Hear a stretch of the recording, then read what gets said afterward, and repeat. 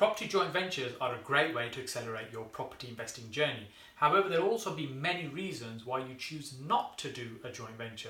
So for instance, when you look at the costs involved in terms of the profit figures, so if you're purchasing a property, let's say it's £100,000 you purchased it for, you've got to do some renovation costs on that, and then you might be selling the property for a profit.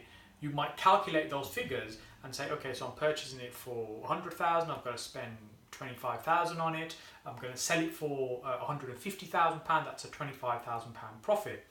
Now, if you're working with somebody who's going to be a joint venture partner and fund that project for you, you'd be sharing that 25,000 pound profit on whatever arrangement you have. But it's worth considering that actually if you just borrowed the money from a potential investor at an agreed rate of return versus the joint venture.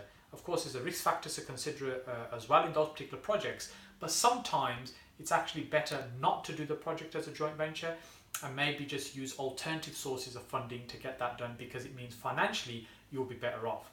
And also there could be situations where maybe somebody you're looking to work with, they can fund the deal, they've got the money, they're ready to go ahead and work with you, but maybe you don't quite feel comfortable about them, you're not really sure whether it's somebody you necessarily want to do business with. And I can promise you the best decision at that point would be to walk away and not do the deal, rather than do the deal just because you can do the deal now because the money's available, and later on I'd say in my experience and speaking to lots of people that do joint ventures that maybe have gone wrong as well, it seems to result in a situation where it's going to be very, very painful in the future.